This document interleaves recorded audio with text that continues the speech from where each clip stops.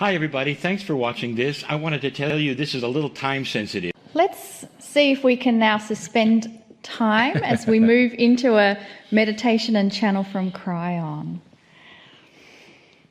I invite you to suspend time with me now and move into a timelessness where your complete focus is feeling into a moment of gratitude that you have. In this moment, my gratitude is that our circle of 12 family have come together, helping each other with whatever issues we are facing in this moment. I have such gratitude that I have a family loving, supporting, accepting all of who I am. And let us extend that wave of love, support, and acceptance to the rest of our brothers and sisters facing whatever challenges they are going through in their moment. And let that wave of love, support, and gratitude filter out in a beautiful infinity loop that comes back to you as it is being acknowledged at a soul level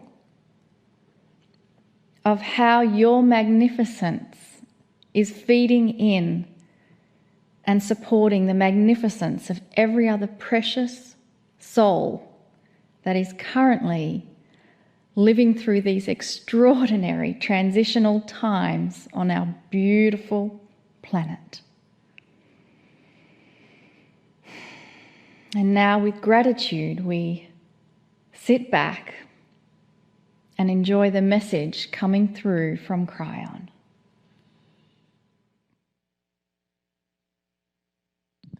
Greetings, dear ones. I am Kryon of Magnetic Service.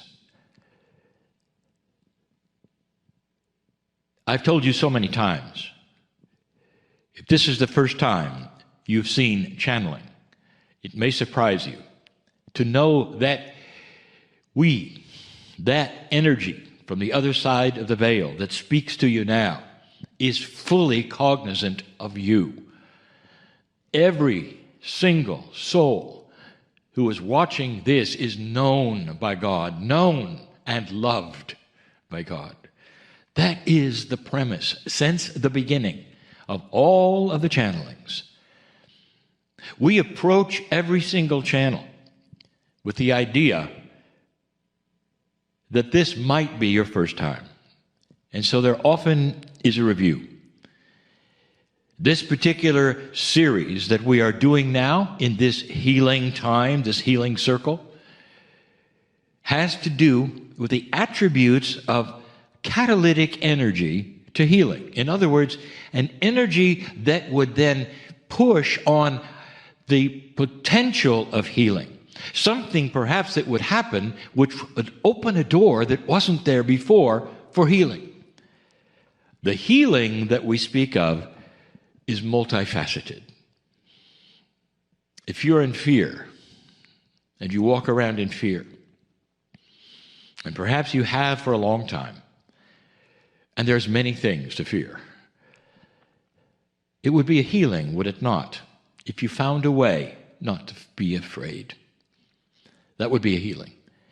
If you're anxious about all things in your culture, in your world, in your family, if you are always anxious and you have trouble sleeping, if you found a way to negate that and make it so much better and be peaceful, that would be a healing.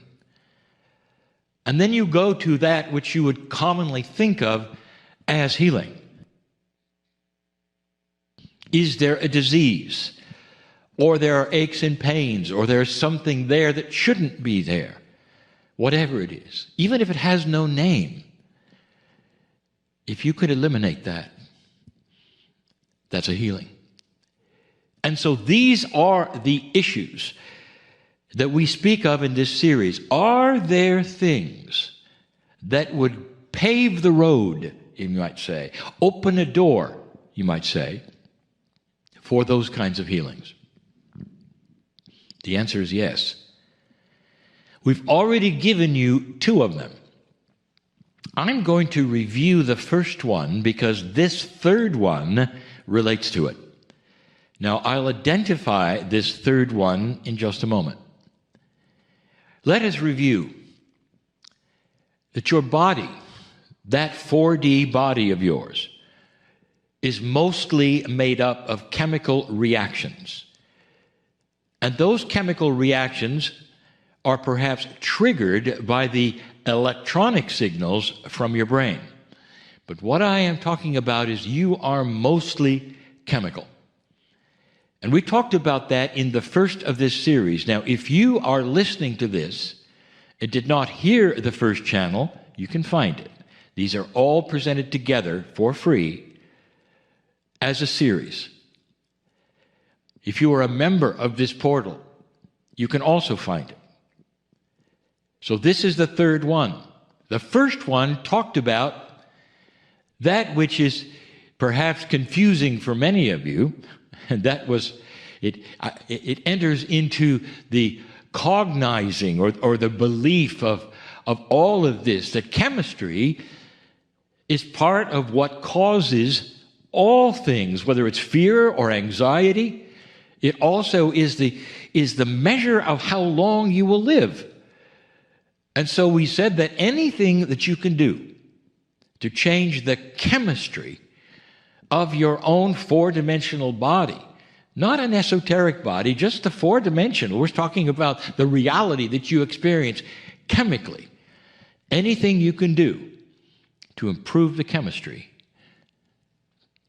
paves the road for healing. I think about the history of your medicine.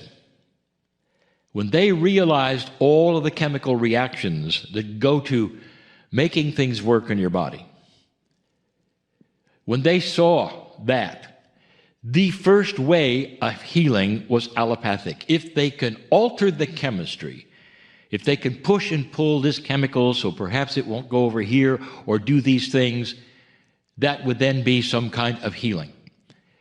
And that is what major medicine still does today. The allopathicness, the reactions that they get, that has been what you grew up with and you're used to. We spoke of the homeopathy many times in the past. It's an idea that a tincture, which is also a chemical, would send a signal instead of getting a reaction. And that signal then would be accepted by the innate. That signal would be instructions to heal. But it's still chemical, isn't it? So back to the premise. If you could change the chemistry of your body, you won't have created the chemistry of anxiety or the chemistry of fear, or worse. You would not have a chemistry which shortens your life, because fear and anxiety will shorten your life. Well, there is something that will change the chemistry that has been proven to change the chemistry.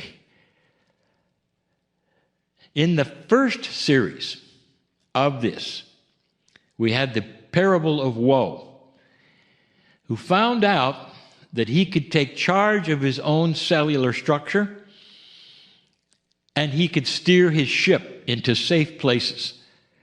That was in the first one. It had to do with your control, which many of you don't even think you have.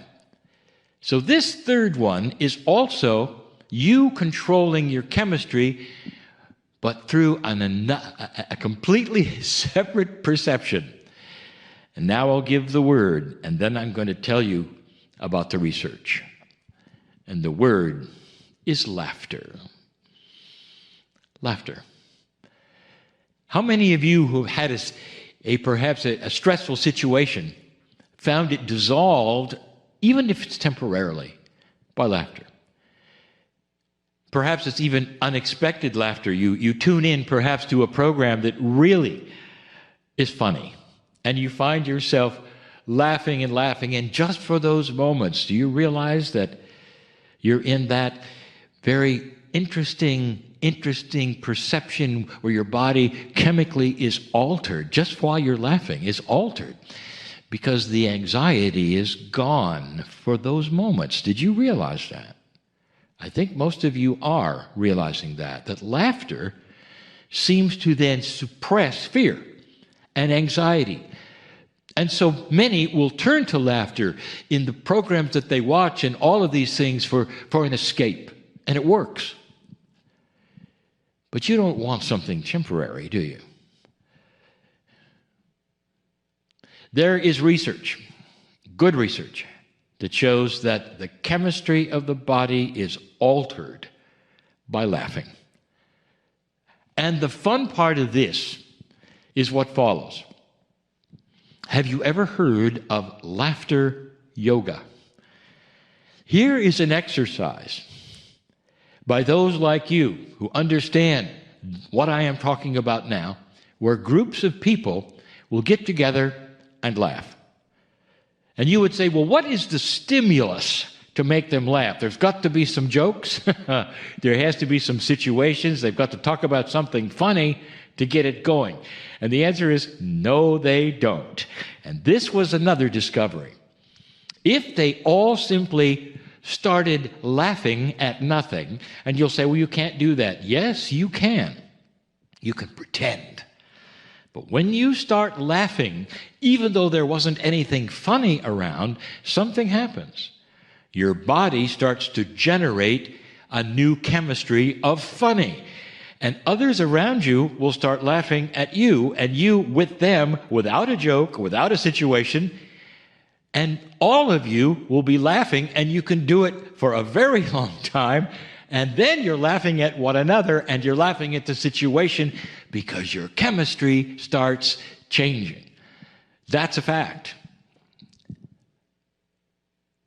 What has happened since then is it's not necessarily simply relegated to yoga laughter. Mainstream has discovered it as well. There is a lineage of videos that started as long as a decade ago that has the same theme. And the theme is a man laughing on a train, or a yoga master entering the subway who is going to laugh and chuckle, and in that, he has everyone else laughing on the train within a few minutes. Now, how many of you ride a subway? And how much fun is that? Are the people laughing? You don't know them. The answer is no. You have all kinds of people with all kinds of problems, and you're in the subway. Can you imagine? One person starts laughing, and then within a few minutes, they're all laughing. And as the other ones laugh, more laugh. And the whole subway or train car ends up hysterically laughing. Proven. And it's all over what you call your media, your tube media. And you can watch various degrees of production. In fact, even commercials. One manufacturer of a product decided it would suit them to do this and show it as a commercial. This is known. Laughter is infectious. If you laugh, your chemistry starts to change. If you make it something you'll do often and reasons for it, perhaps you'll laugh with the joy of your magnificence. Can you do that? Or the love that you feel. Can you do that? If you begin to laugh on a regular basis, dear ones, laughter and joy will change your chemistry, and it paves a road for you to see a light you never saw before. It helps you cross the bridge when we get there into the circle of 12. Laughter is number 3. It's real, it's in 4D, it's not hard, and it works. That's the message of today. It is an actual, scientifically proven fact that your laughter changes your chemistry, and you know it and you felt it, because that then relieves you of the fear and the anxiety when you do this. Why not do it on a regular basis? Why not have it be that which you do every day? Why not be someone who's known to laugh? These things that I give you are very real. If you want a healing today, why don't you start with this one? And so it is. Hi, everybody. Thanks for watching this. I wanted to tell you this is a little time sensitive. Greetings, dear ones. I'm Kryon of Magnetic Service.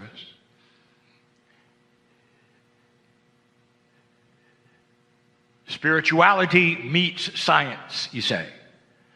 Or science meets spirituality, you say. And in these closing moments, and they won't be long, I want to give you the rest of the story. An explanation for some of you that you've been waiting for 29 years.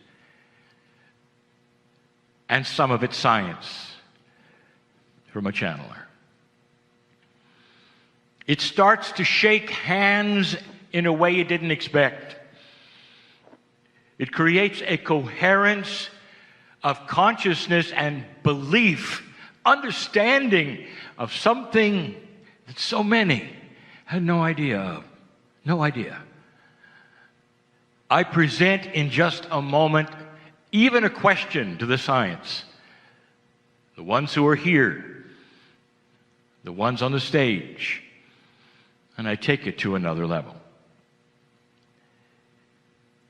I'm asking my partner to go slow because I want this to be correct.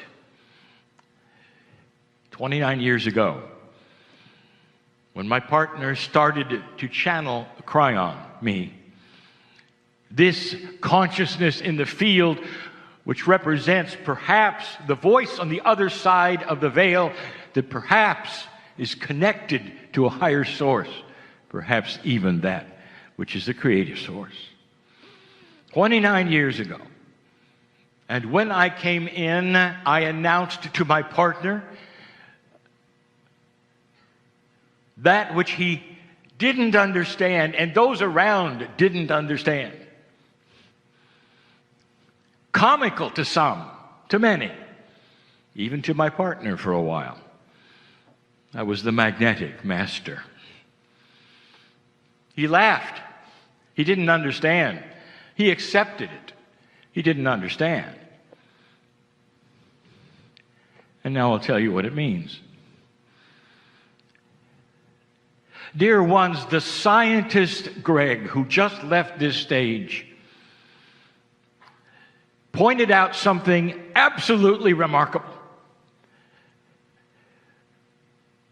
Proof, absolute proof, that human consciousness changes physics. That is a metaphysical reality now. It used to be postulated by those who would call themselves the pseudoscience of the New Age. And now the satellites operated by the government have shown it to be true. And what was the driving force behind that change in the microtesla measurement of the strength of the magnetic field? And it was compassion at 9/11. So there is an absolute correlation, is there not, between that which is the physics of Earth, magnetics, and consciousness and compassion. They're linked. They're linked. For the first time you saw it, they're linked. Now follow this logic for a moment. Does it make sense to you, perhaps, that the magnetic grid, therefore, Gaia, therefore, might be a partner with humanity? Does it make sense that perhaps the field itself is something that can be touched through the heart? You got it measured with satellites, dear ones. For those of you who doubt the channeling or anything about it, I'm about to give you some facts, and I will explain the magnetic master. When I came in, the first message I gave my partner, the one that was recorded over and over, the one that made the book in 1993, the reason I was here was to adjust the magnetic field. I told you that the magnetics of this earth, as measured by a compass, not the strength, the alignment, would change more in 10 years than it had in 100. And those who paid attention know it did. It changed. And during those years, you might remember something. Those mammals who would beach themselves constantly, where they never did before. The whales that would go into the surf, where they never did before. And then you find out later that they navigate with their own compasses inside themselves. The magnetite in their very brains is a GPS that they use. And when the grid started to shift, and the compasses started to also show it was shifting, even the whales didn't know. How many of you realize and remember that runway numbers in airports are compass headings? Now go do your research. How many of them had to be repainted in the last 29 years? And the answer is most. Most. Because the realignment of the magnetic grid, be careful, my partner, the realignment of north, not the strength, the realignment of north and where it positioned changed the angle of the toroid. If you're into science, if you paid attention in the last hour, I just gave you a secret. You were heading into, that was the precession of the equinoxes, and in the field we saw you making it. There was no question. Oh, it was in the late 80s and I arrived. You were making it. The Soviet Union fell over.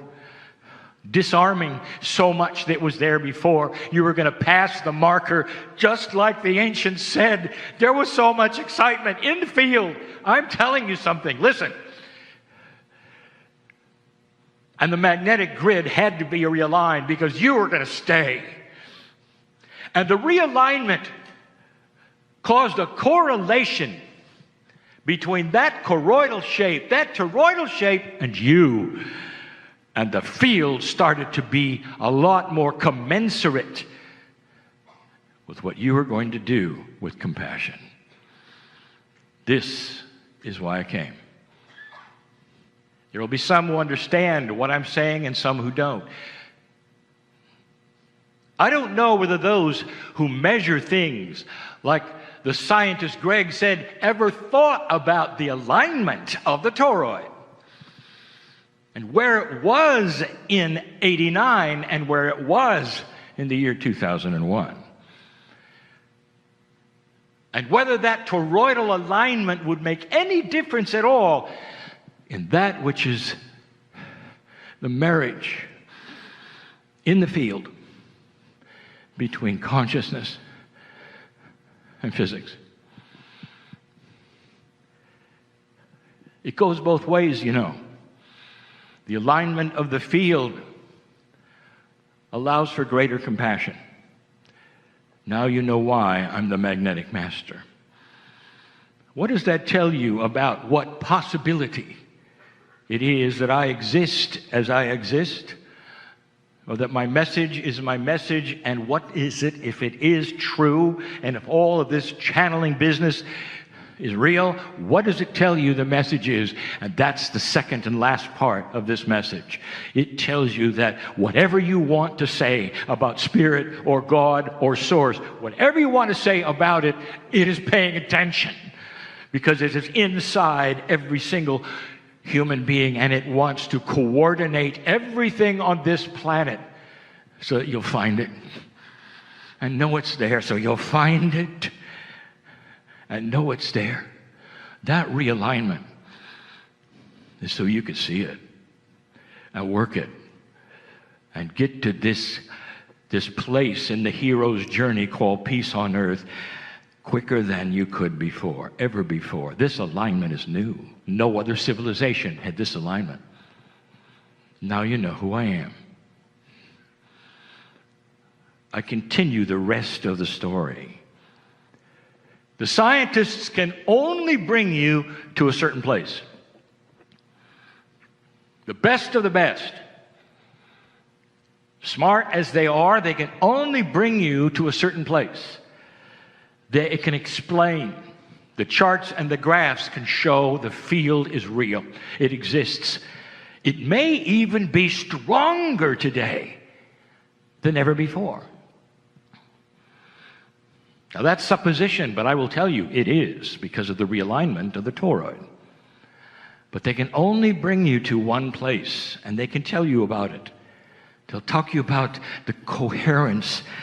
They'll talk about the strength of the coherence. They'll talk about what the field might be, the timelessness of it. How can you have something all around you that is timeless when you are in a linear time frame? How is that possible? And I'll ask you this: do you believe that God is all around you? Do you believe that there is a multidimensional force, if you want to call it that lives with you, inside you, that you call God or Spirit and knows your name? And the answer is yes.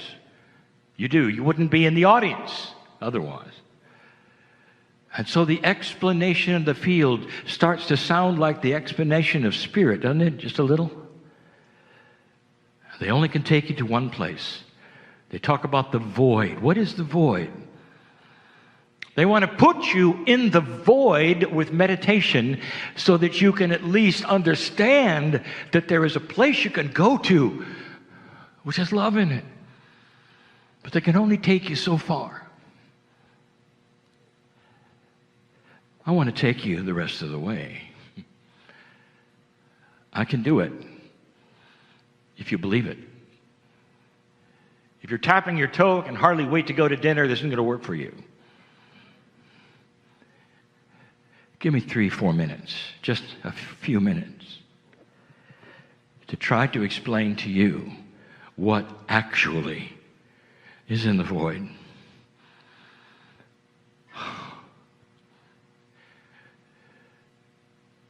There are many in here who believe in that which you would call a reincarnated experience. Dear ones, you never die. Your soul is eternal, and it comes because the body wears out. Simple. Simple. And so that which is you, your name goes here, occupies many bodies over centuries of time.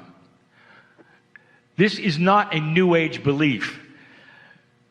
If you take a look at the most intuitive belief systems that originated on this planet, go back as far as you can and find the texts of the belief of those Hindus and those Buddhists thousands of years before your prophets. What was the staple of their belief? And the answer is the soul returns. Intuitive, common sense, spiritually made sense. Until it got changed, watered down, until you threw Gaia away and you have what you have today. Dear ones, there's a reawakening of this potential. And those who sit and listen right now, most of you understand you've been here before. Turn the page. Were you always one gender? And the answer is no. There is a system of gender shift. It makes sense so that all of you will participate with your Akash in the compassion of the other. So that in this lifetime or others, when you meet and fall in love, you will be able then, at some level, to relate to the other. And you do. Studies about the masculinity in women or the femininity in men. Fascinating. But that's not where I'm going. What it means is that every single human in this room and listening to this, every one of you has given birth. Every one. And now I want to talk to you about that moment. That moment. A moment that surpasses any moment that a human being can ever have with love and compassion. When the mother first looks at the infant that has just emerged from her, the soul which awakens and takes those breaths, and looks into the eye of the infant, if you could measure it, everything lights up. If you could measure it, the field can be felt by those in the room. They'll never get used to it. Ask those who deliver children. They never get used to it because that is so infectious. Love and compassion of that size. You look into the eyes of the infant for the first time. What do you say? Mom, what could you say? What could you say? Welcome to earth. I'm going to be with you all your life. You're going to say that. It says, I'm going to protect you. I'm going to love you. I'm going to do everything I can to keep you here. There is no measure to this. If you had a love meter, it'd be broken. There's no measure. Now, if you can participate in this just for a moment and go there just for a moment, whether you're male or female, you'll all experience this. Emerging from you, life, put on your chest, open its eyes, and there he or she is. Oh. Now, I want you to double that feeling. I want you to triple that. I want you to square it. I want you to put it on the Richter scale. I want you to logarithmic it.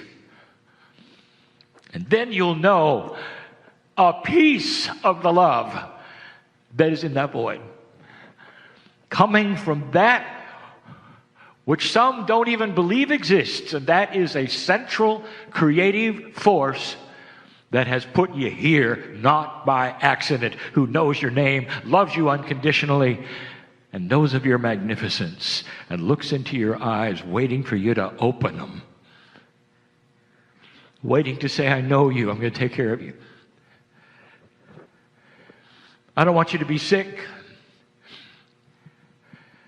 Until your last breath, I'll hold your hand and love you so much that you'll be safe for life. The scientists can't go there. They just aren't allowed to. They're not allowed to go there with the charts and the graphs and all that they have, but I can, you see. I'm a channeler. Lee is a channeler. I'm Kryon. And here's what I want to tell you.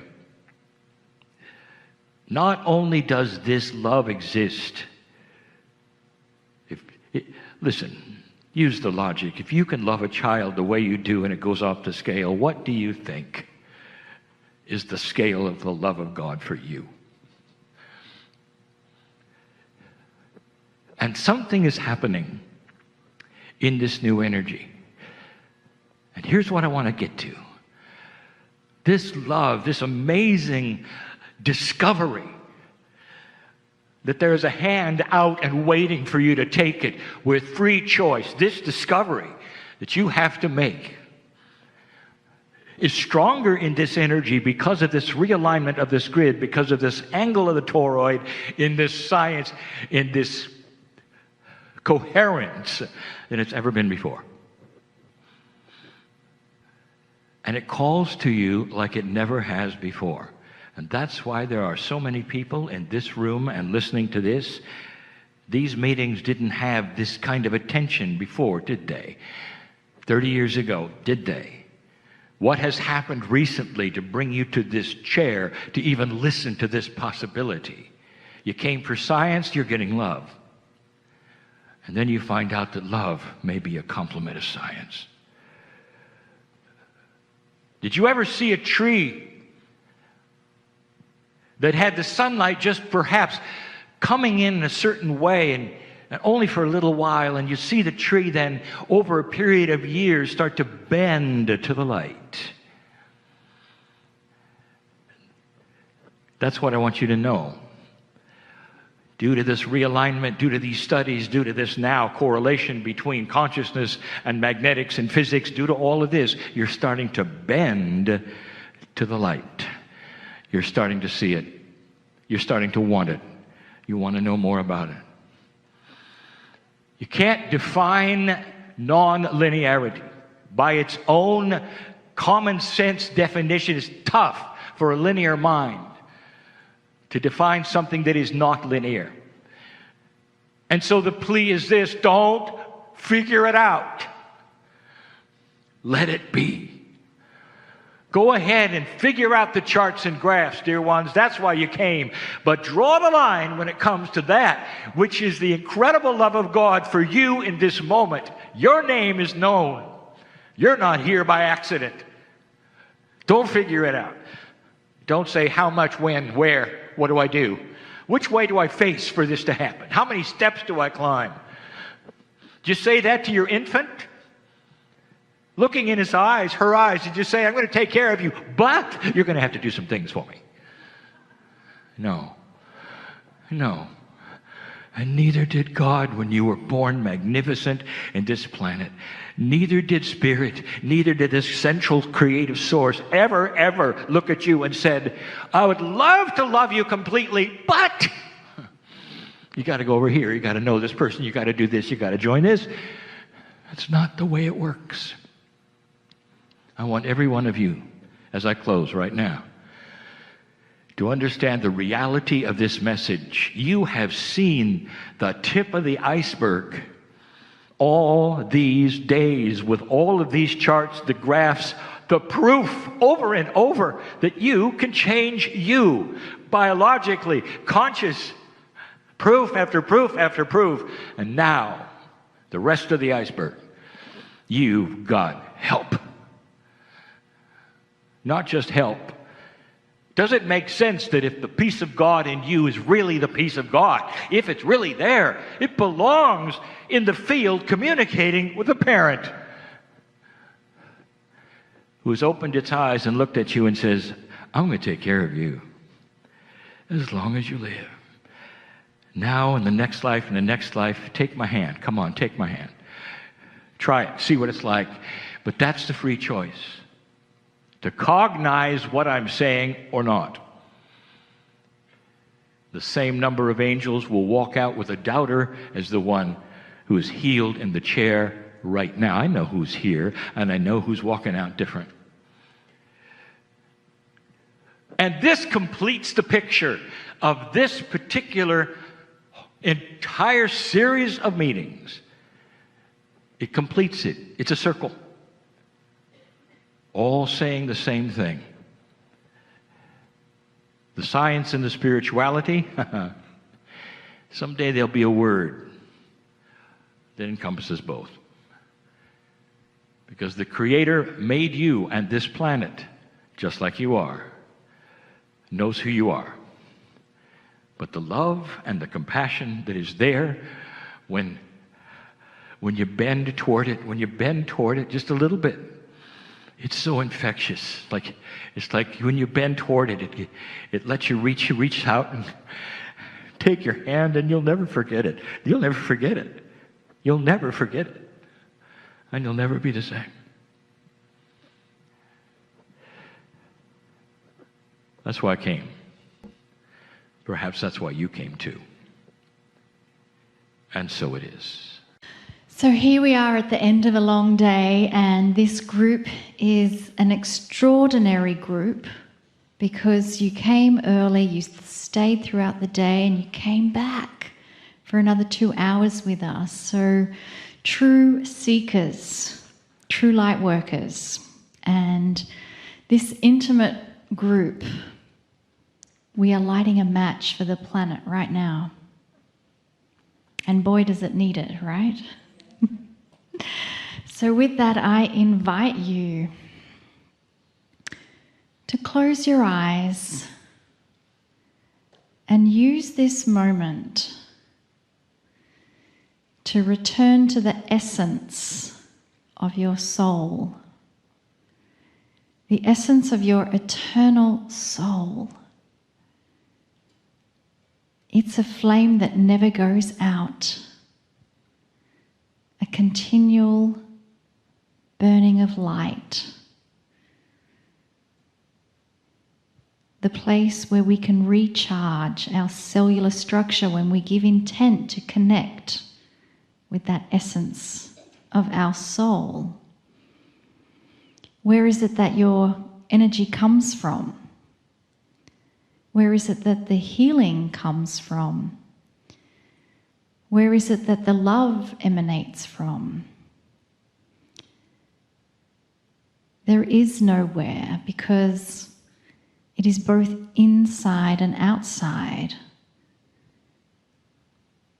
It is that essence of your soul that exists everywhere and nowhere at the same time.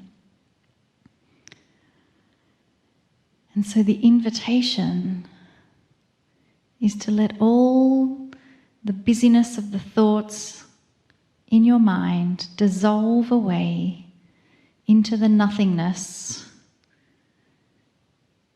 of the eternal soul. And from this place of the burning eternal flame, let us welcome in the final message from Kryon for this day. Greetings, dear ones. I am Kryon of Magnetic Service. Questions have always been asked about the awareness of Spirit, of the Creator. And what I mean by that is how much we know about you. And sometimes it's asked in a fearful way, like we would know too much. I would like to tell you, we know every soul here, every soul here. In other words, we know the essence of you. We know the love that you were born within of the creative source. It may be interesting for you to think about that. We know everything you've been through. Those guides that you have that we've talked about even today, the ones who come in with you, in such an esoteric way that we can't even describe it. Since they're not physical and they're not really energy, they're something else. Something that hasn't even been studied yet. Something entirely spiritual. You might say they're in every piece and part of your DNA, and yet they stand aside as well. You might say that they're a field around you, waiting to help. That doesn't help you much, because you think in 4 dimensions, very logical. But they're there, and so are we. You are never alone. And I said that to my partner. This will be the slogan, if you wish to have something that is marketing on this entity called Kryon, which is not an entity at all. It's an energy of love. You are unique, each one. You come into this planet, you have biological differences. When you're raised, you have things implanted into you which then become your subconscious, which then you have to work with. Some positive, some not. And it makes you who you are. What you believe, how you believe, and how much you think about what you can do. You're born into a very modern culture with a very old way of treating humanity. How many of you can stand up and say, I have a lot of self-worth? And the answer is not that many. Or if you do, it's not really true. We can tell. We know. We know what you've been through, what you've been told. We know that you fight a battle if you were to stand up and state that to anybody, in a group especially, because you've been told to cool it a little. Because people will think that you're a little too much or perhaps a little too egotistical. And yet there are those of you here who are giants of majesty in love. In this room, we know you. And you don't talk loud, and you don't talk much, but you love humans, all of them. And you've learned some things this lifetime, before that. We have 3 shamans in this group. We have a whole number of spiritual leaders, some on organized religion in the past. We have 3 nuns. Not now, but in the past life. I think you know who you are. This is who is in this group.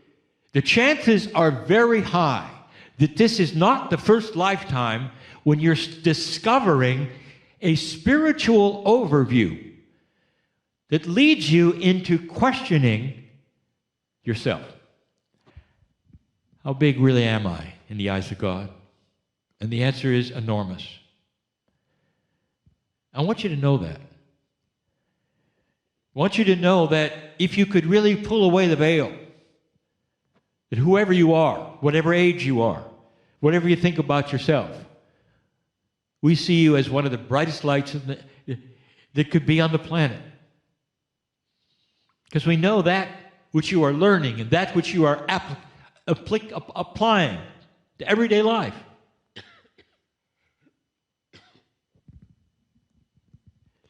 It's astonishing what you're not aware of.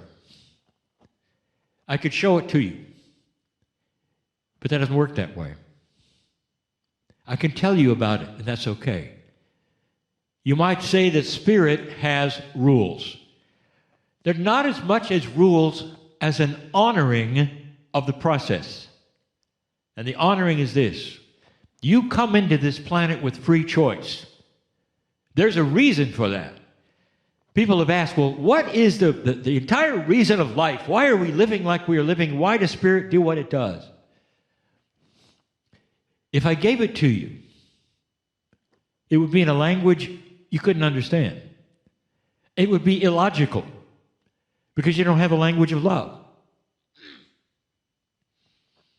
Oh, if you only knew that which goes on in this universe, in this galaxy, and how are you related to it? Oh, I'll tell you this. I'll give you a hint. This planet is increasing in light. It really is. It may not look like it right now. It is. Other planets have gone through what you are going through. Decisions, light and dark. What you'll tolerate, what you won't.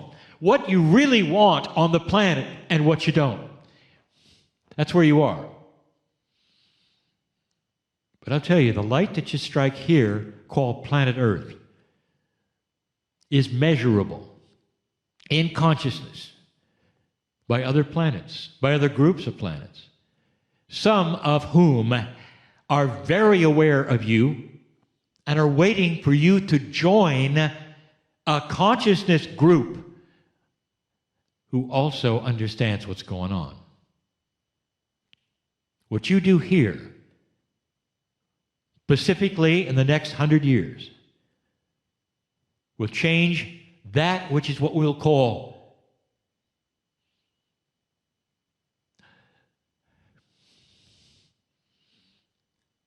the light quotient of the galaxy. The more planets that go into that which is awareness changes the galactic framework, if you want to say. I'm trying to give you words that don't make sense because the language of spirit is not human. but love is. All this to say, you're really important. All of you. What happens here, what happens to you, what happens next to you, and what happens eventually with those around you. Yes, I'm speaking of other planets. They've always been there. Do you really think that this is the only planet that developed life? Honestly, you really think that? When everywhere your scientists look in the galaxy, you have the same elements with the same processes. What are the chances in trillions of planets that one or two might have this happen? And the answer is it wasn't one or two. It was thousands have had this happen, called life. You always want to make them look strange and different and monstrous. What if most of them looked like you? Would that shock you? That the same process happened there as here, and it had a little push or a tweak like you did. That perhaps your DNA is not necessarily that of Earth. What if I told you that? That's getting a little too strange, perhaps. All in love. There is something else going on. It's big, and you're part of it. Can't you feel it? Old soul, can't you feel it? There are processes you have yet to discover that are wonderful and beautiful and will be seen, acknowledged, tested, and proven that have to do with your DNA. You have no clue. Medical experts, professionals, don't want to test the things that I'll tell you about. What if I told you that the energy of love and compassion affects your DNA? Your DNA, actually, the chemistry of your DNA has antennas on it. That's the best receptors on it. That's the best I can give you that you will understand, and that's not accurate. But let's say that you can visualize that and you can see that. And when love comes around and when compassion comes around, it starts to change not just your mind or your consciousness, it goes right into your chemistry and makes a change and gives you opportunities to change your own life, your own chemistry. It starts a process of cascading positive love if you want it to. You might receive it and reject it, not even know it. Because you weren't designed, you would say, in this life to do it, or somebody told you you couldn't. The worst one is when you have a spiritual guide who says you're not worthy to talk to God. And that's happened too, hasn't it? But here's the truth.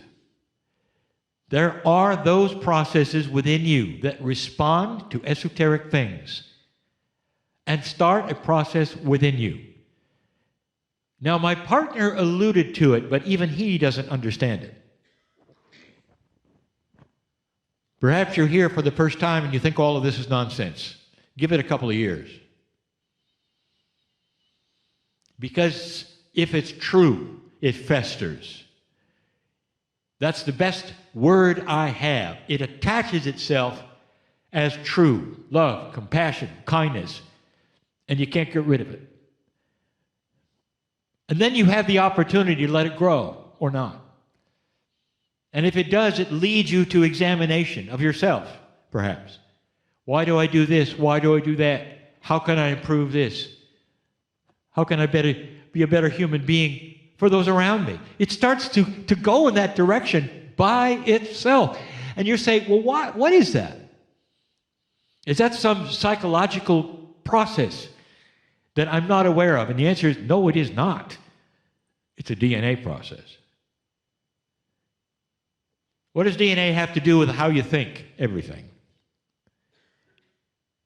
In 2012, the scientists made an interesting discovery. They discovered what the rest of the human genome did. Once they mapped the human genome, there was this mystery. They only saw 3%. It created the genes. What does the rest do? Over 90, what does it do? everything. It's responsible for who you are. It even includes your Akashic record. It's esoteric. It's splendor. It's all the things that you wish were you are there.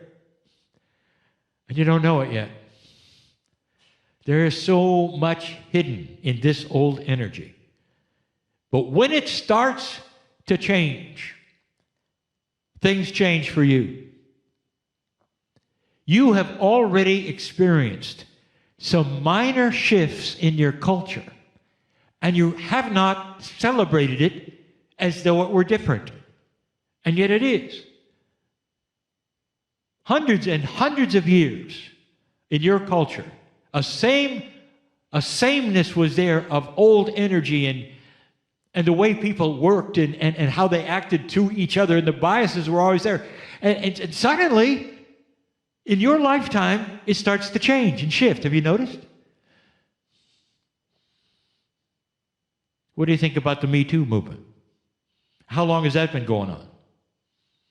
How long? And the answer is your grandfather, your grandfather's grandfather, your grandfather's father's grandfather. It never changed. Oh, but it did in your lifetime. Now, that ought to tell you something. People are starting to care more about each other. They're trying to make bias differently. And you'd say, well, good luck with that, because it's always been a certain way. Yes, it has. Watch it change. The world is starting to decide what it wants. And right now, it has a far higher level than it did when you were born.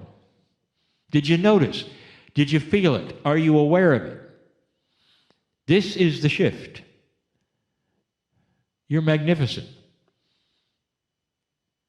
That's what love can do. The more love you can give and receive, the more you can love that which is yourself, not in an egotistical way, but in a way that says, I count. I hold a light. And I'm going to show my light by how compassionate I am. Because I am loved by God, I am loved by myself. I count. And if you can go to that place, dear ones, your DNA starts to shift. Because the love that you've come in with, called that Creator, starts to manifest even within your chemistry. And the first thing that happens is you start to realize you're living longer. And that's another story. Is it possible that consciousness can change lifespan? Ask a physician who works in an operating room about that one. And they will say it all depends on the attitude of the patient of whether they survive or not. They've watched those who are elders keeping themselves alive literally until their grandchildren will graduate from a school and then they pass. What does that tell you? Consciousness is in control of your chemistry.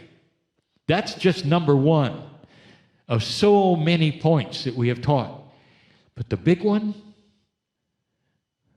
love chases away fear. Love chases away that which is the attribute of a person without self-worth. Compassion winds its way through your DNA in such an interesting way. And then one day you wake up and you say, I'm different. I feel different. I'm not afraid. I'm treating people differently, and I didn't study anything.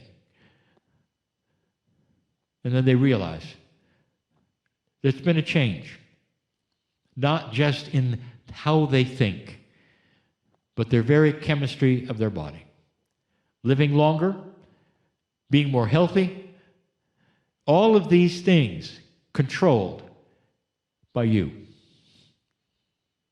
And the control that you have, the king of that is love. Is there anything more I could give you than that which might save your life? And there are so many who don't believe it. who don't want to go there, and the guides will just stand next to you, if you want to call it that, and watch you even go into self-destruction. And they won't say a word until you ask, "Dear Spirit, what is it I need to know?" Do you have the courage to ask that tonight? Dear God, Spirit, all around me right now, what is it I need to know? And then be quiet. Instead of asking for this or asking for that, or deciding you need this or that, you just let it go. Dear Spirit, tell me what it is right now I need to know. And then in the quietness that follows, your intuition eventually will start to poke certain places, and some of you won't like it. I told you I wanted to know that, but not that one. Don't go there. Get ready for it. But understand that that's pure truth. What is it you need to know? Might hurt. Might not be what you want to know. But believe me, some of these things will save your life. Because you ask, and because we love you. Blessed is the human being who has the courage to believe what they don't know and ask the question with pure intent about what should be theirs to know and what might help them the best right this minute. For these are the ones that are heroes of this age. These are the ones who will carry more light than any other. And there are a few in this room who know exactly what I'm talking about. Heroes in the making. The subject of the day. I could stay and tell you more. But sometimes you'll get into overwhelm. I just want you to know what we've been telling you. There are processes you're not aware of that center around that which you think is an emotion, and it is not. Love is not an emotion. It's a state of mind. It's a being.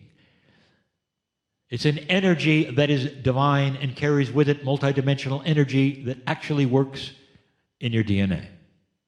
That's the message. I'm crying in love with you all.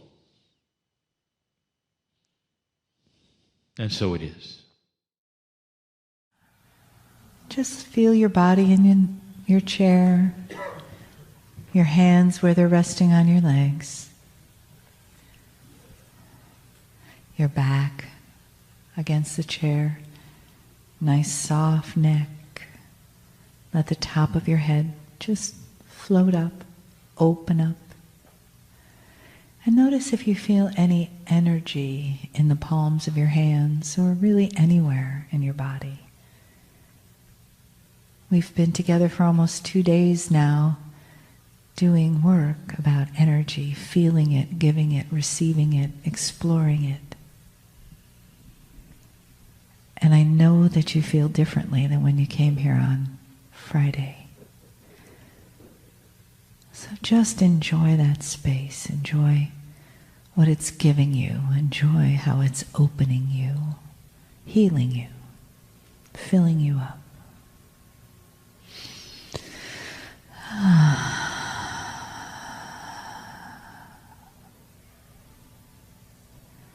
So you may, whenever you're ready, open your eyes or keep them closed, whatever feels right to you.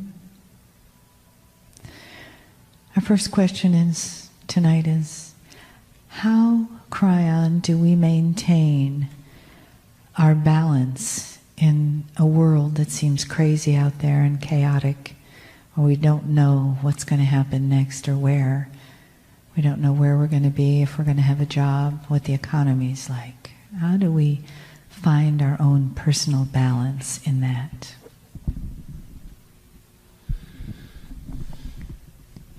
Greetings, dear ones. I am Kryon of Magnetic Service. Before the questions are answered, we wish to set an energy in the room of congratulations, of honor. We wish to remind you this. It is a sacred moment, one that is known by God in advance, not because there is predestination, but because the potentials are so strong that would bring you here, that here you are. If we were to go back in what you call your time, the potential existed when the meeting was struck, when the agreements were made, before the chairs were counted. The potentials that you would see and feel and interpret the energy were all here. And here you are this day sitting in the chair, whether you've been here for 2 days or you've just arrived. An appointment is at hand. And the answers to the questions are not the subject here. For we speak in what is called the third language. Yet again, we explain this as the catalyst language, the one that you sit in and soak up the love of God. And if you'll allow it, these moments will bring you closer to that which is and what is called the multidimensional self.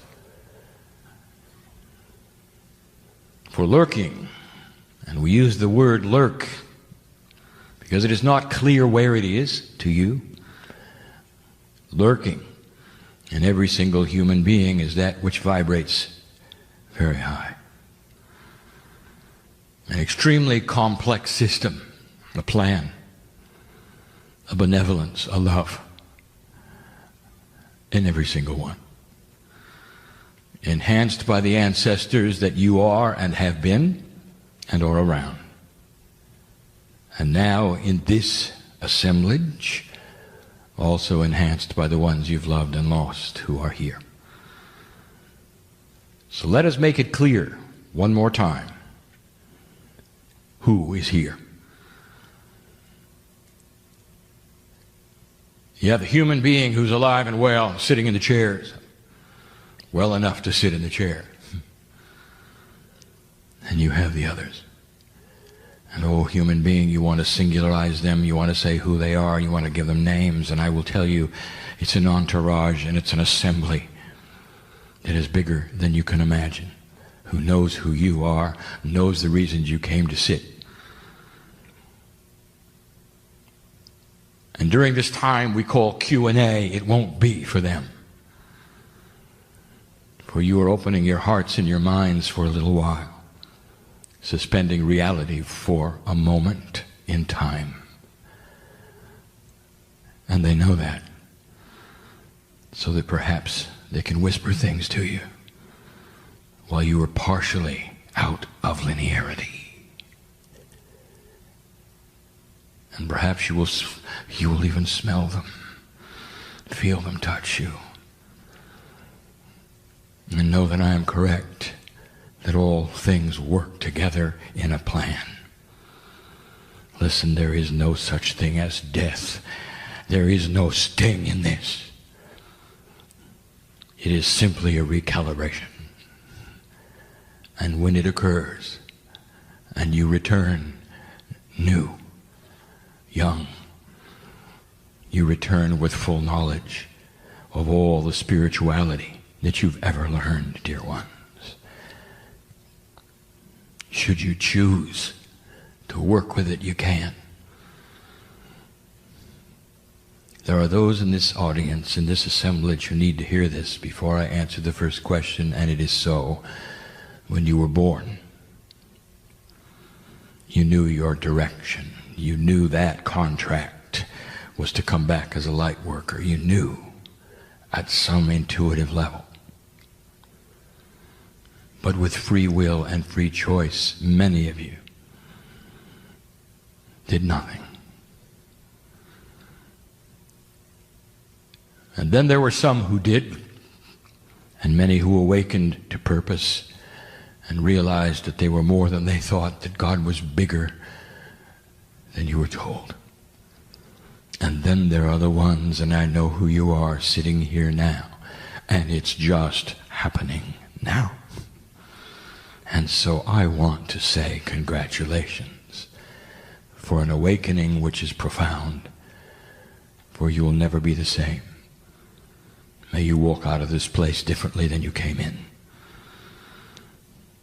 May the love of God hover upon you, and you would feel it so strongly that you would smile, even in the rain. Question has been asked about balancing. The word chaos has been used. It has to be worrisome in your culture to see what is taking place in this economy, in this country, and that is what we're addressing. Although I will tell you what happens here will happen in the rest of the world, it is the way it is. And this country often sets standards that usually then become that which is practiced elsewhere. One of the reasons you are here is because of that. For the old soul whose consciousness changes this country, changes earth. But dear ones, don't use the word chaos, because that's not what's happening here. You want to see chaos?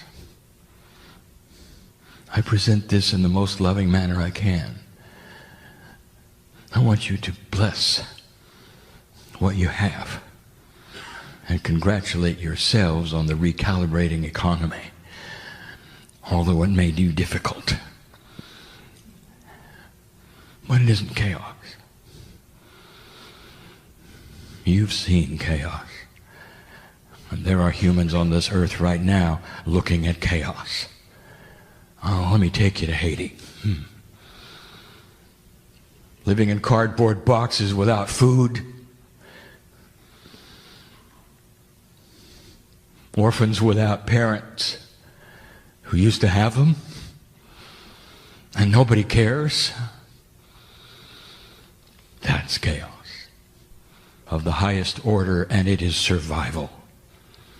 And there will be those who simply don't make it. You don't have chaos here, and you're not going to have it. You've got to start understanding what is taking place so that you can relax within it and work the puzzle. There will be those perhaps who have lost their jobs, maybe even their homes. You're still eating. You're still loved. You may even still have transportation and hope. That's not chaos. What this country has done in these last years is what we foretold you would do. 3 years before that which you call the recession, I told you it would take place. It is published in the Kryon books that some of the largest corporations in this fine country would fall. That one of the largest institutes would fail, called insurance, and it did. It was number one. And these have crashed for a reason, because the old system of banking, insurance, and greed cannot stand up with a new consciousness. And in the process, the fine balance is to take them to that point, not where they will crash, but where they can still sustain the economy in a marginal way, so there isn't chaos. So there is food, and there is caring, and there is health care, while they rebuild. Give yourself another 3 years. Watch it start to improve. The rules are so new that even those that call themselves bankers don't know what to do with their money. Too new.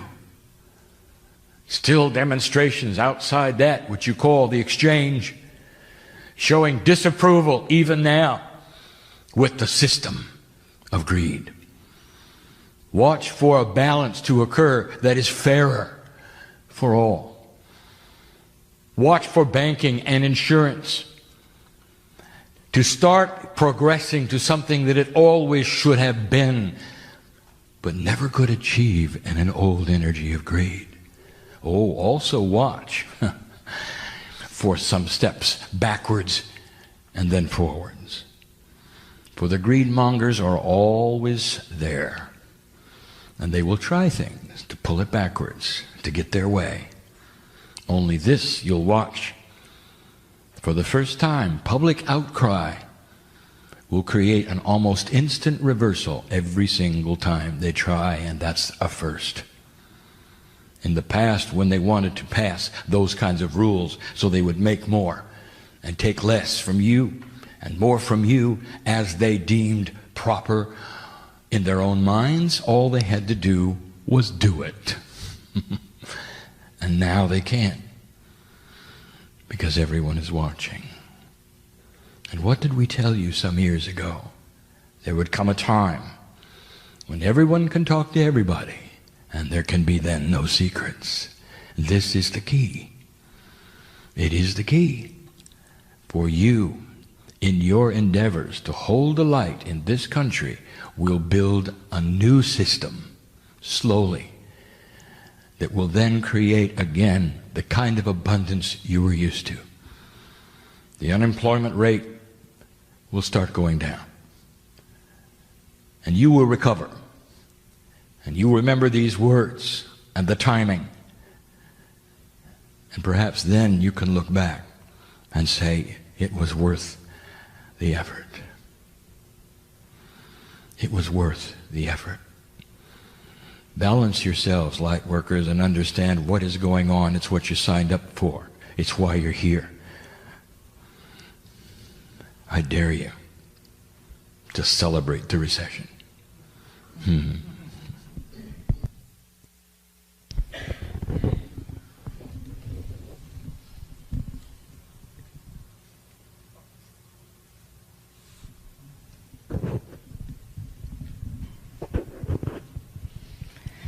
Thank you. So the second question is a couple of parts here. What, if any, are the physical symptoms of ascension? And am I not being spiritual if I go to the doctor? And at what point do I seek medical attention?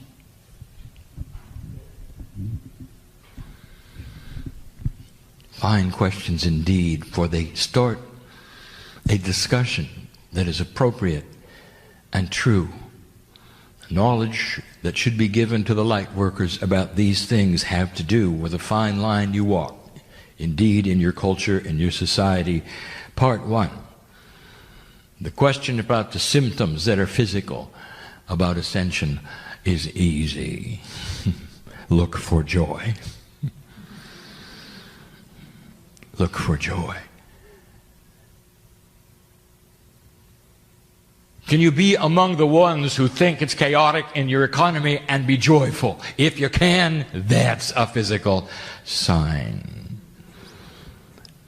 Can you be joyful in the presence of chaos? Can you go to work at a company who's been cut to the quick, and you're one of the few who's left doing twice the amount of work at half the pay? And can you be joyful being there? Even though others show up and complain, can you be joyful there? That is a symptom of ascension. It is easy. It is easy. So there are those who are saying, I can't do it. I hear you. I want to take a moment and lay my hand on you. It is not that hard. When you can take the hand of Spirit, it isn't that hard. If you're going to go it alone, it is hard. And that's the difference. I can hear your tears. And that's the difference. And we pause. And and I clear my partner's mind.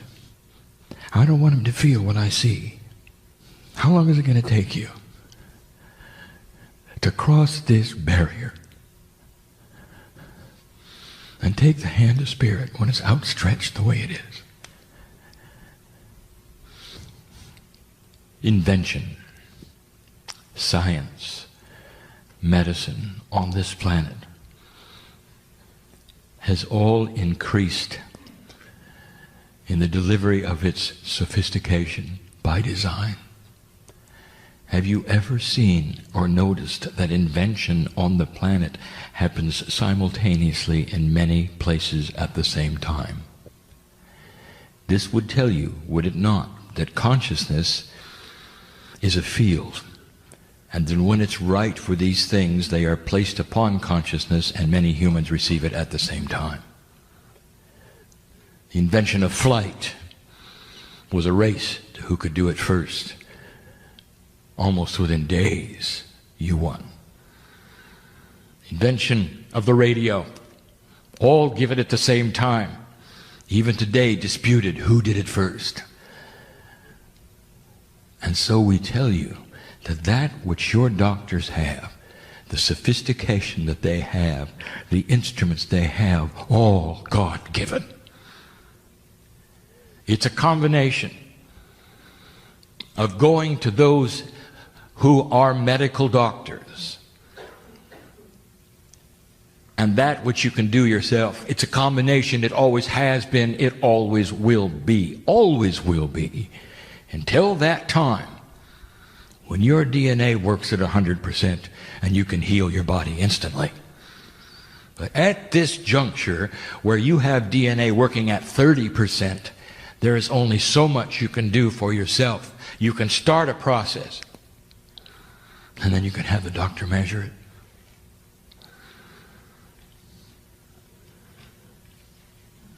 The teacher, Sid, is walking today differently because of a miraculous operation that he underwent weeks ago. And that is not something he could have done himself, not yet. Even the healer had to take advantage of that which was God-given to the doctors of the planet. And he is alive today, walking today, will live longer today, and be a healer in a place that needs it. Do you understand what I'm saying? In all appropriateness, use the things that your intuition will tell you you need from that which you call the medical profession, which is God-given. The knowledge, the instruments, the technology, all appropriate, all for you. It's a combination. There'll be some things that you can do for yourself that used to be that which you'd go to a doctor for. Innate is going to become a sharper instrument. That is to say, it will be able to do things now with you and for you, especially chemical balance in the body that can never be done before without the assistance of drugs. There'll come a time, and not too far, where light workers will be able to only take a fraction of the insulin for diabetes. It'll be almost like a tincture in homeopathy. They'll still be able and must have an injection, but it'll be extremely small compared to what they used to have in the insulin, giving a signal to the body in what to do instead of having the drug do it. This is what you're to look for. Certain kinds of medications that you're taking now, you might experiment in cutting them back very, very slowly and safely, measuring what is taking place, finding that you might not need as much because the innate is starting to work better. DNA is starting to be more improved in the percentage of efficacy. You understand? This is the new energy. Don't do anything foolish, but push the envelope. The next question concerns the evolution of the human's consciousness and how it is in relationship to the rest of the universe as we evolve.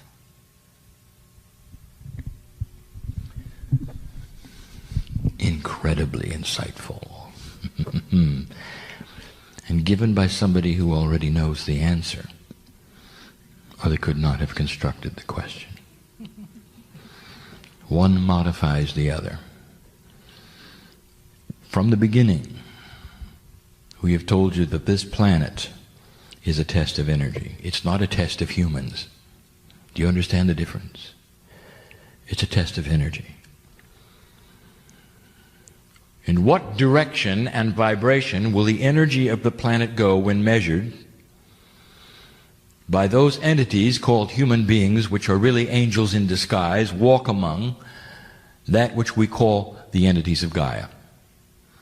The test of Earth is about the universe. And we have told you this, it is the only planet of free choice, the only one. If you want to know the lineage of how this has worked, a benevolent God creating the universe with intelligent design, there's a plan.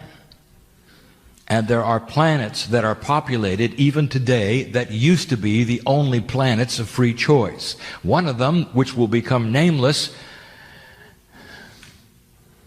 is your seed. And that is in the Pleiadians. And they were the last one. They passed the torch to you. Approximately 100,000 years ago, the earth began to be seeded. The creation story is well known, has been told over and over by myself, and now the earth sits in that fulcrum of testing. And it will do so for a great amount of time until the vibratory level is high or not, when it is tested finally. Not in your lifetime, not in the next lifetime, not in the next 10 lifetimes will this take place. There is much time left for this planet to be then measured. Let me rewind what you call your time clock. And let us go back almost 200,000 Earth years. And I want to place yourself not here, but on a nameless planet where the Pleiadians are, in the Seven Sisters. And they were on the cusp of graduation. Let me describe a planet that is at peace. Oh, dear ones, they're here. You know they are. There's a benevolent, caring seed of you. And they shine like the sun. They became quantum. They became multidimensional. They found their higher selves. And their planet had a complete and different purpose: to seed yours, to watch over yours, to make sure that the test was accurate and true. Oh, dear ones, I'll tell you something I've never said before. This is a sophisticated group. You need to hear it. It's the Pleiadians who keep the riffraff away from you. And they do a good job, so that the test will be unmolested. I told you once that this planet is hidden. That most of the planets with the kind of life that would sustain that which is like humans have two suns.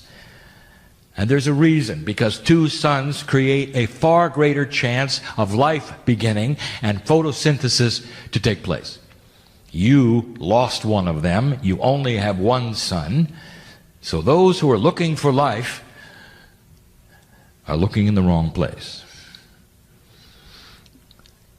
If you want validation of this, I will tell you this. Your astronomers are looking for planets. Over 1,000 of them have been discovered so far. They've just found one with two suns. It exists, and they're going to find more. And as these things unfold, you will see the prophecies of Kryon. And the words from me are starting to make sense. Now this earth holds a test. Go back with me 200,000 years. On the other planet, in the Seven Sisters, there was indeed a graduation. I cannot explain this to you, for it's not in 3D. But let me tell you this, that when that planet was measured and seen for what it became, the rules of this galaxy changed. Your universe is this galaxy. Other galaxies, different rules. Other galaxies, different physics. There is no one physics for the universe. So think only on your galaxy. That which is in the middle contains energy you have not yet discovered. You have no idea what it is or why it is. It is a multi-dimensional energy that defies all physics ever known. It's far grander than a black hole. It's part of the plan. It provides communication. There's even spirituality there. The universe, made of these galaxies, all have tests going on. In this galaxy of yours, you are the only planet of free choice. 200,000 years ago, this galaxy changed phenomenally. The rules changed because of the Pleiadians. You're the next step. Now, here's what you should know. The alignment that you're in, the 36 years you're in, all of these things coming to a fulcrum, to the midpoint of the solstice, is the grandest thing we have ever expected and seen from you. Over and over, you have failed to cross the bridge until now. And you can find many prophecies that said you wouldn't. That's how common it is. You'll find more prophecies that said you wouldn't cross this bridge than those who said you would. And you're sitting right in the middle of the bridge and crossing it. I speak perhaps in terms that are metaphoric, so let's clear it. My partner is saying, say it again, clearer. This planet is headed for the same place the Pleiadian planet made it. And this is the 5th try. And it's working. And you have free choice to do anything you want with it. But when the Soviet Union fell over, and when the other things that you see started to fail, that used to then promote that dark energy, including what you call the Illuminati, they're not here. Oh, they're lurking. But they're not controlling anymore. The internet would never have happened had you not had this enlightened place to put it, where everyone could talk to everyone, enhancing and accelerating this light of yours. Yes, the Pleiadians had the internet. How can I be clearer? You can take this anywhere you want to, but the ball is rolling. The relationship between you, your ascension, what you do here, the crystalline grid, affects this galaxy right in the middle and changes the rules. And right now I'm telling you, you look to be just like those who seeded you. Congratulations. And remember, it's not over. You can do anything you want with this. You can pull it backwards, or you can keep it going. Lightworker, that's why you're waking up. Kryon, you've spoken about the new earth. Can you tell us if that's been changing and where exactly is it?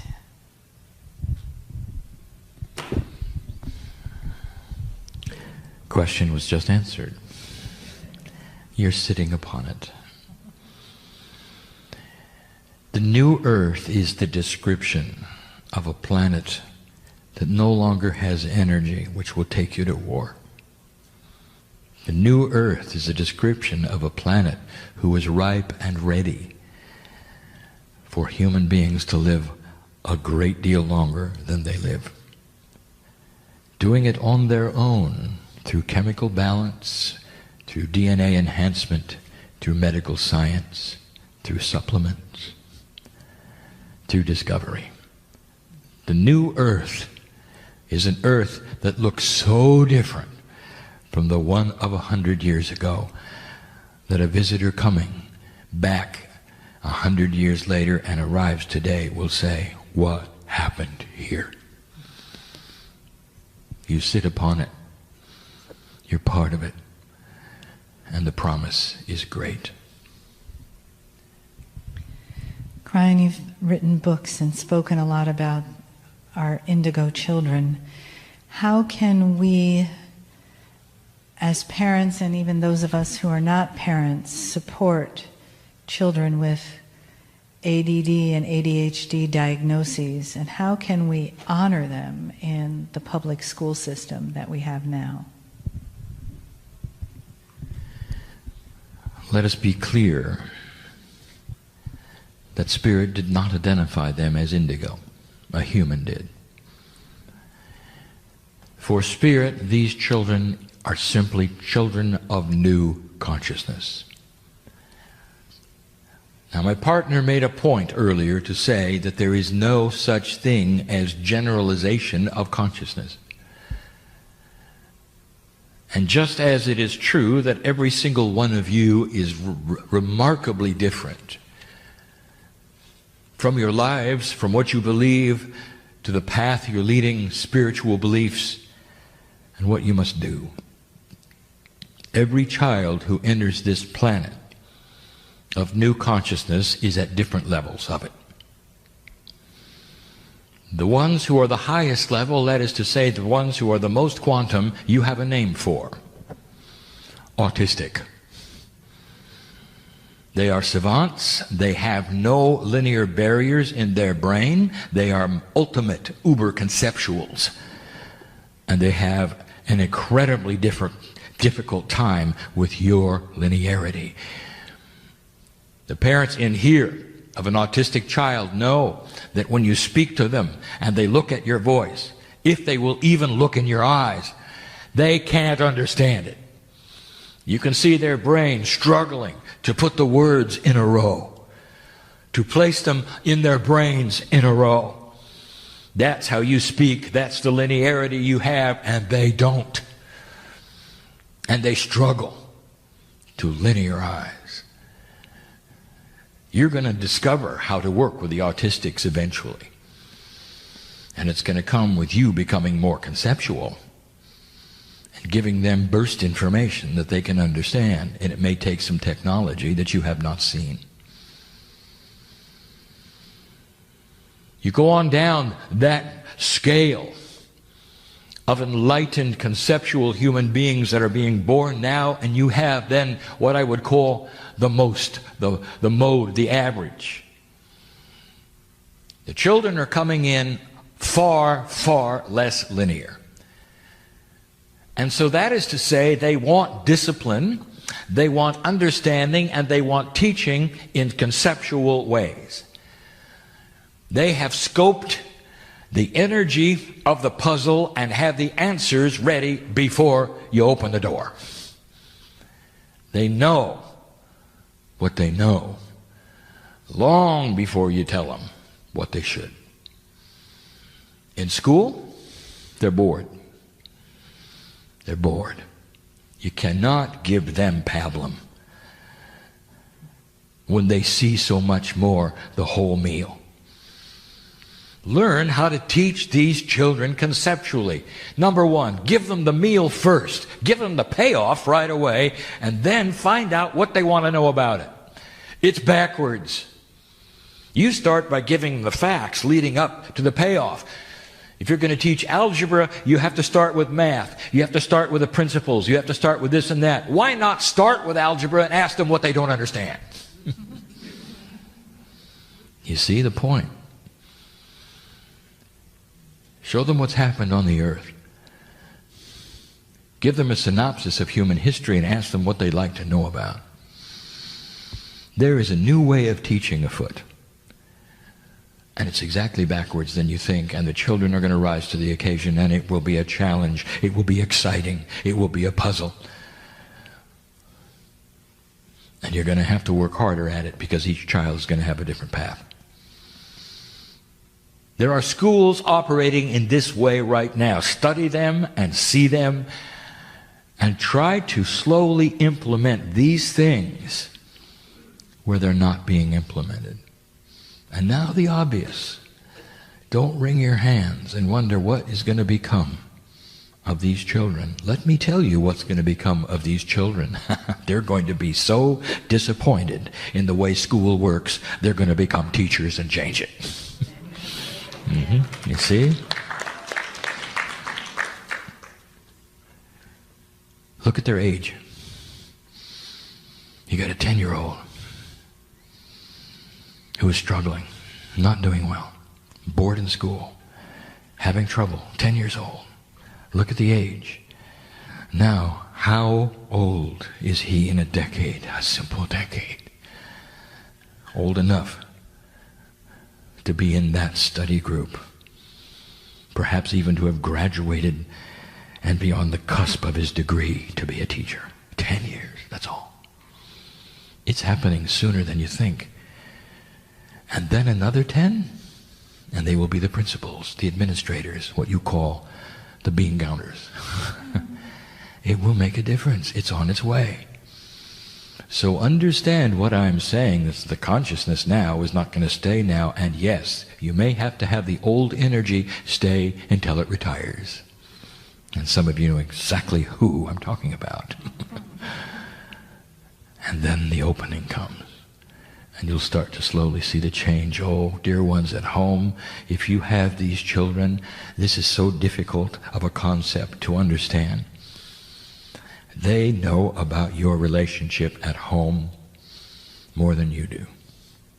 They know the energies, the difficulties, the puzzles. They're not like you used to be. These children have a concept of life. They have a concept of consciousness. My partner tells the story, and I will as well, that in an older energy, when parents fight, the children hide. For it threatens the very survival of their hearts. Worst thing that the children could ever see would be trouble in the family. And you know the hurt that's there and the fear in their eyes as you find them in the closet later after the yelling match is over. Oh, that is not the conceptual child. For the conceptual child will see what is happening, stand his ground, and offer suggestions. Conceptual puzzle solvers. What happens when a human being sees concepts? I will tell you, they are very fast to see the answers. A linear human has to walk through the linearity of the puzzle, piece by piece by piece. And by the time he gets to the last piece, he's forgotten the first. And the concept may never appear. And that explains politics. That's a Kryon joke.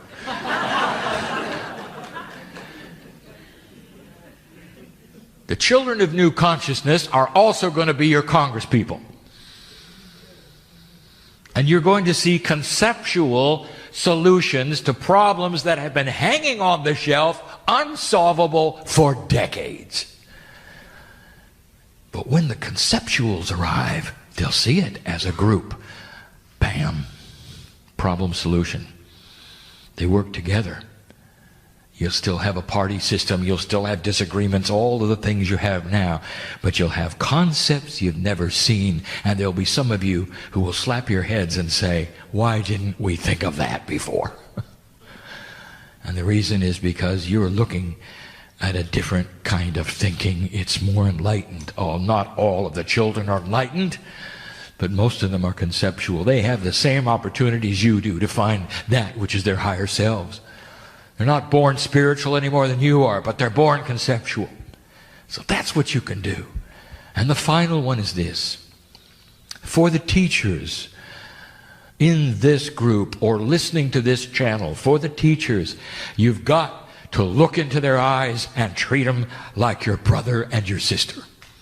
You can't look at them and understand and figure out how old they are, what they might know or not know. You got to look at them like a peer and explain the issue like a peer and ask them what they would do and what they need. Instead of a situation where they sit in front of you and you're the adult and they're not, and they're just going to do what they're told. That's not going to work. They know better. They pick it up right away. They will dishonor you if you do not honor them. And some of the parents have already figured that out. This question is about the consciousness of Gaia and human consciousness. And did that consciousness we call Gaia have a choice in incarnating as Earth instead of human?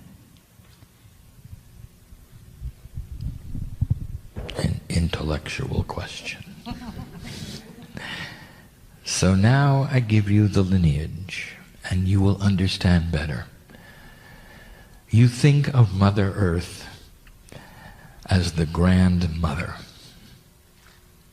Naturally, in your bias as human beings, mothers give birth, mothers nurture, mothers give instructions. They cook meals, they take care of you, they are the authority. Gaia is not. Gaia laid null and void until the humans started building the crystalline grid. And as the humans built consciousness, they gave life to Gaia. Therefore, Gaia, and the entity that you would call that which is the mother, became Gaia through the efforts of you. That is why Gaia reacts to your consciousness. As my partner was saying earlier today, the scientists have seen it. It is why Gaia reacts to what you do. Gaia is there as a nurturer. Big as it is, it exists to comfort you based upon what you have created, which is called Gaia. Therefore, it is backwards than what you think. I have told you these things before, dear ones. You and I, all of you, stood and watched this planet you call Earth develop from a piece of molten dirt. And in that, you and the consciousness of the piece of God's you are, put Gaia together. And as you then became humanity, you put the salt of your energy into the planet. And it then honored you. The portals of the planet are your resting places for the old souls. The cave of creation, which is that place where the Akashic record is located, beautiful for you, created for you. Therefore, it is Gaia who reflects human nature, human consciousness, the energy, and it is Gaia, ultimately, that the measurement is taken to find out how the earth is doing. Well, this is our last question we have time for.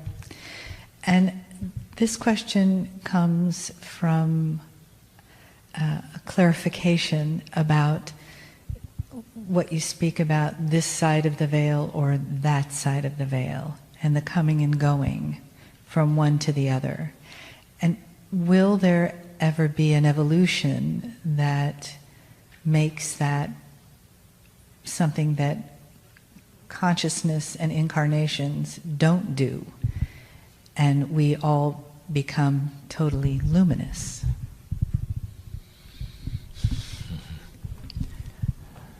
Let's ask a Pleiadian. And they're here. When they seeded the earth, you won't find any bodies. You know they stayed, don't you? They had to. And they committed what they would call their soul lifetime to your planet. but you're not going to find any bodies. Now, why would that be? Ask an Aborigine about the ones who had the names which were not pronounceable. Ask the Aborigine about the 7 sisters, and he and she will tell you that they landed there, and they landed there, and they took up residence here, and you couldn't go there. No one could. It was too sacred. And how long ago was that? 30, 40,000 years. And this day, right this minute, they're guarding the same places and saying they're still there. They feel the energy. I'm giving you a roundabout answer to a very good question. The Pleiadians are in graduate status. They no longer incarnate because they don't die.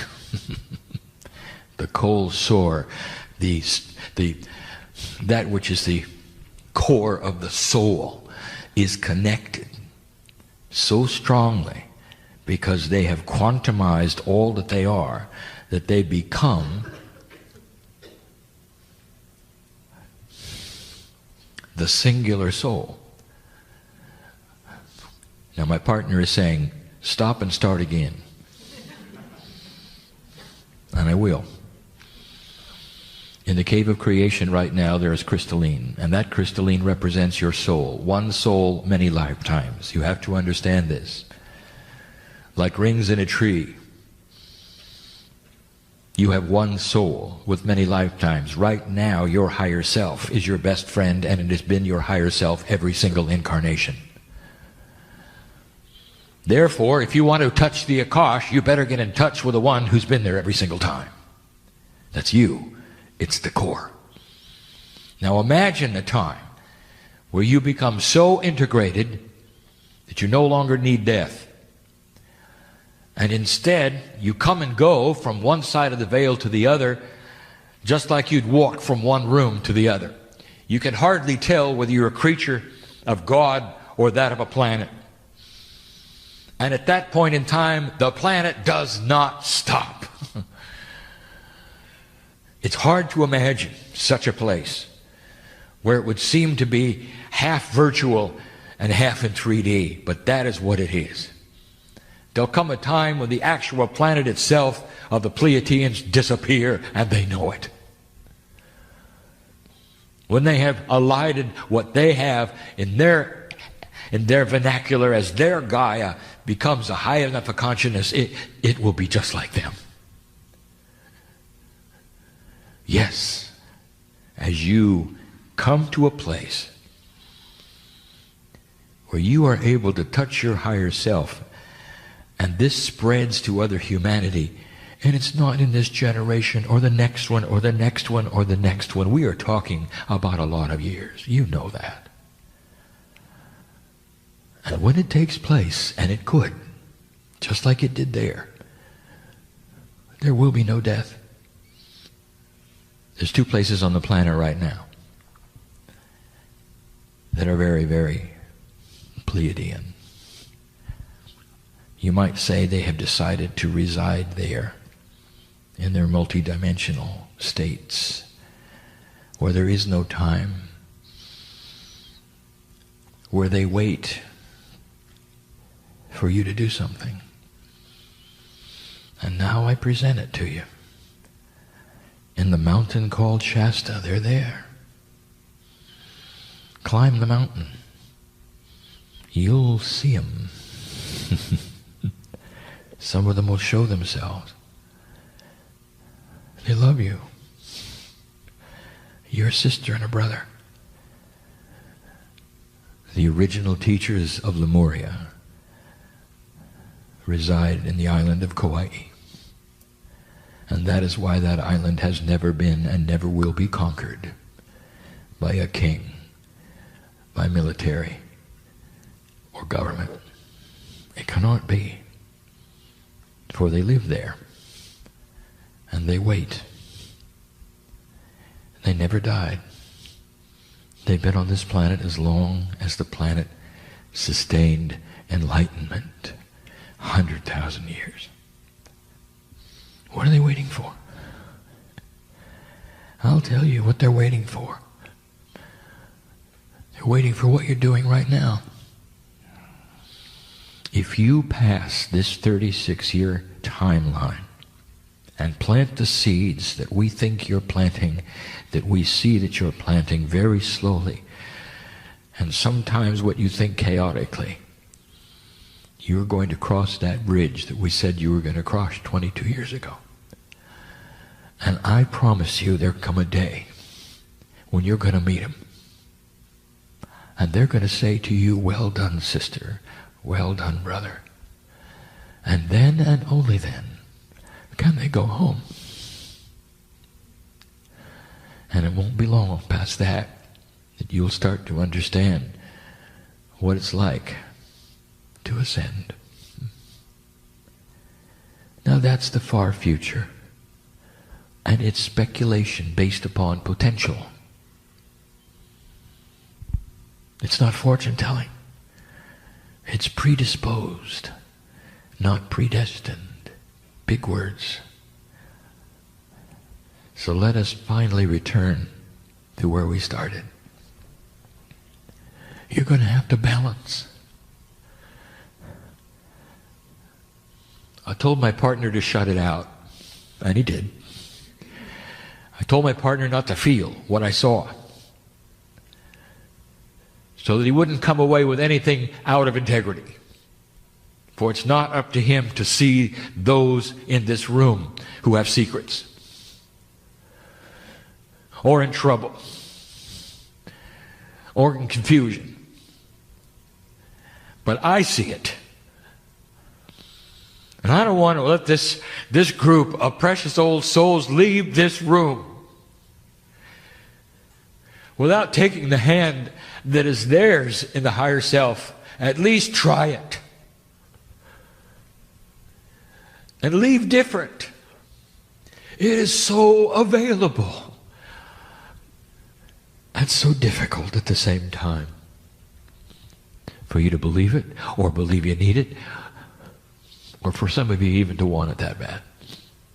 Fear of enlightenment is always there. Oh, shaman.